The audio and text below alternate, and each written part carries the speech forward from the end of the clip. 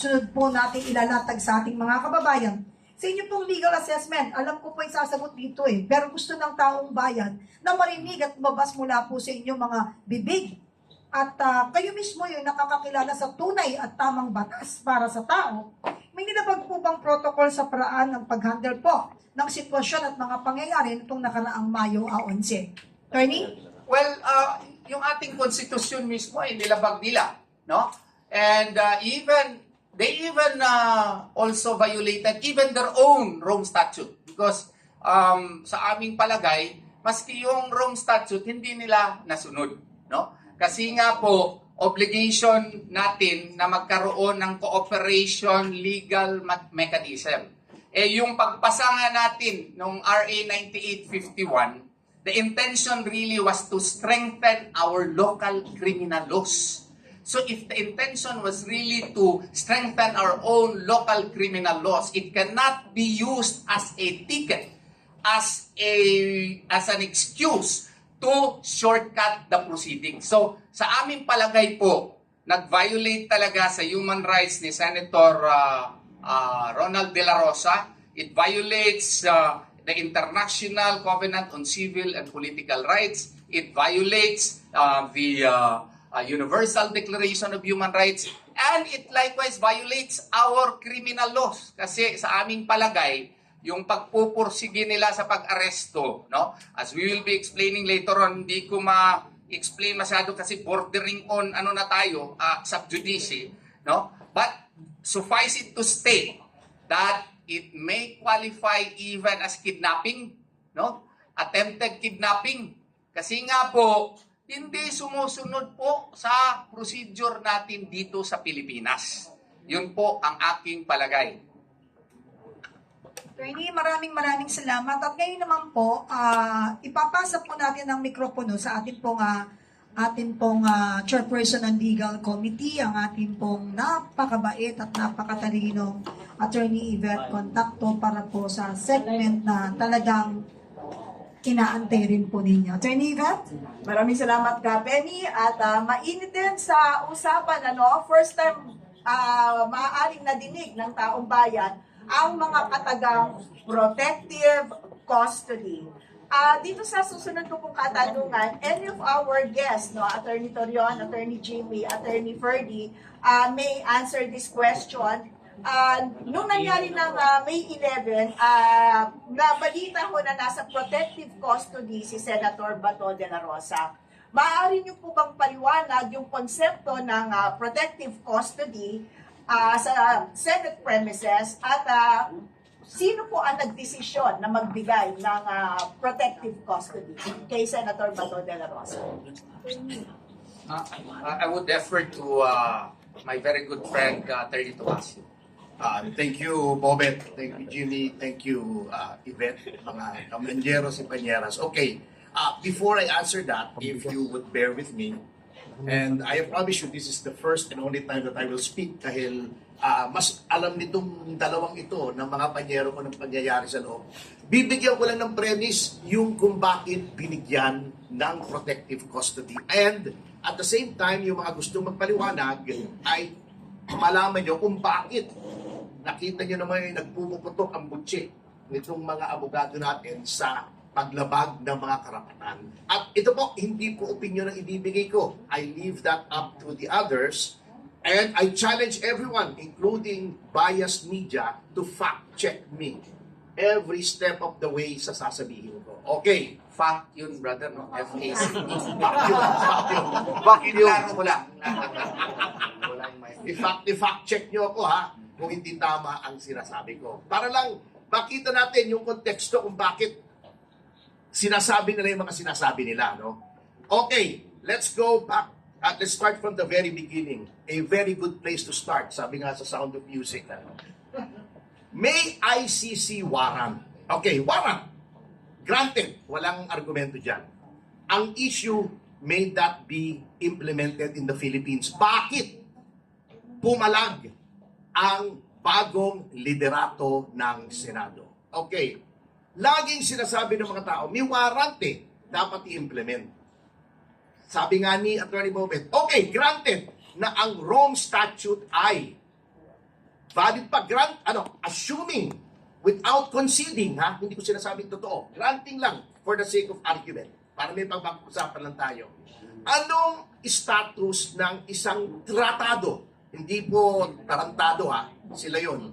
Tratado or treaty sa legal system ng Pilipinas. Nakalagay po sa ating saligang batas at sa civil code, mga treaties na ratifikato ng ating Senado form part of the law of the land. Tama po yan. Doctrine of incorporation, doctrine of transformation. Ngunit anong level ng isang treaty? Ang treaty po na ratified, although part of the law of the land, ang kapantay po niyan ay Act of Congress. Batas po yan, statute. Hindi yan pwedeng manaig sa konstitusyon. Therefore, in implementing a treaty, provision ng konstitusyon natin ang masusunod. Anong sabi ng konstitusyon sa Article 3? Nabanggit na nila, banggitin ko lang ulit. Section 1, no person shall be deprived of life, liberty, or property without due process. Section 2, the right of the people to be secure in their persons, houses, papers, and effects shall be inviolable, and no search warrant or warrant of arrest shall be issued except upon probable cause to be personally determined by a judge upon examination of witnesses, etc., etc. Hindi po aksidente na ang Article 3, the Bill of Rights, ay inuna yung Section 1, due process at yung security, the inviolability ng security, walang search warrant. Because these are the first and second most important rights. Okay, anong nakalagay po sa Section 2? Except upon probable cause issued by a court of competent jurisdiction. Anong court? Ditong court, siyempre. Sapagkat walang karapatan ang ating konstitusyon na mag-grant ng authority sa ibang court other than our courts because it is a domestic document, a municipal document. Yan po ang very clear. Okay, ano yung due process na sinasabi sa Section 1? What is due process? Due process is a law that hears before it condemns. Is there such a law? Dito po sa ating bansa. Meron. Presidential Decree 1069 or the extradition law. What is Presidential Decree 1069? It was issued in 1977 by Marcos Sr. under Amendment 6 of the 73 Constitution. Ano yung Amendment 6? Although may batasang pambansa under the 73 Constitution, Amendment 6 allows the President to promulgate laws na parang statute by presidential decree. So batas po yun. So meron po tayong extradition law. Anong nakalagay sa extradition law? Before a foreign warrant may be executed in the Philippines, not just yung ICC, any foreign warrant, may proseso. Ano pong proseso? Sabi nga ni Attorney Bobet, maraming tumbling. Ito ang dapat sundin. Number 1, yung DFA ay susulatan ng proper agency in a foreign jurisdiction.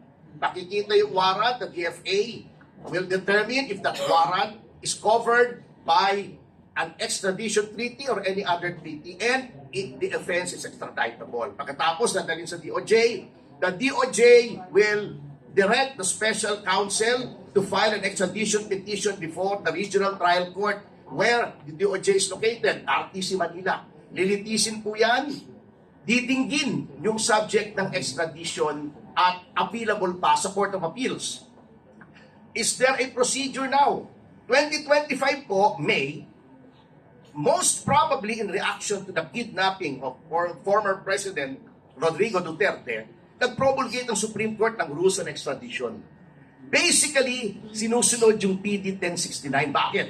Because procedural law, hindi pwedeng manangig sa substantive law. Substantive law, yung 1069, procedural law, yung 2025. Okay, anong nakalagay po roon sa extradition law? Nilagyan lang po ng time limit, 30 days sa RTC, 90 days kung i-appeal sa CA. Kapag binigyan ng RTC ng extradition ng gobyerno, hindi pa ipatutupad, aakyat pa sa CA. Pag nanalo lamang ang gobyerno sa CA, saka pwedeng i-extradite. That is the procedure because of due process. And any warrant should come from Philippine courts. Tama si Attorney Bobet. Kasi nga, may may sovereignty tayo. Okay. Yung 9851, anong nakalagay? Nakalagay doon. Yung warrant ng foreign court may be implemented here subject to applicable extradition laws and treaties. Tingnan nyo kung hindi tama lahat ng sinasabi ko. Yun po ang sinasabi ng kampo ni Senator Bato in very simple terms. Kaya pag sinasabing lang 9851, meron, hindi pa rin pwede. Kasi subject to applicable extradition laws. May extradition laws tayo. Pag sinasabi nilang may treaty, a treaty cannot go against the Constitution. Kung yung pinagagawa sa atin ng treaty, labag sa Constitution, hindi rin pwedeng ipatupad. In closing, isipin nyo na lamang to mga kasama. Kung yung foreign divorce nga, divorce lang yun, hindi pwedeng ipatupad dito sa Pilipinas hanggang hindi nagkakaroon ng judicial confirmation. Judicial recognition of foreign divorce. Hindi naman nakaka-deprive ng liberty yung divorce. Nakakabigay pa nga ng liberty, di ba? Hindi pwedeng ipatupad dito sa Pilipinas, divorce lang. Arrest warrant pa kaya? That is the basis of protective custody. Ang Senado bilang institusyon has the right to protect its members against illegal laws. Not because only that they are members of the Senate, hindi dahil mataas ang katungkulan nila, but more fundamentally, because they are citizens.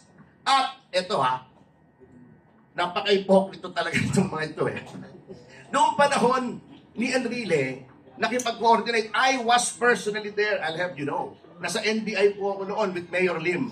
Maayos yung naging aresto kay Enrile sa loob. Ang Senado, nandun pa sa yung National Museum ngayon. Noong panahon ni Dilima, nandun din ako. Kasi kami po yung nag-file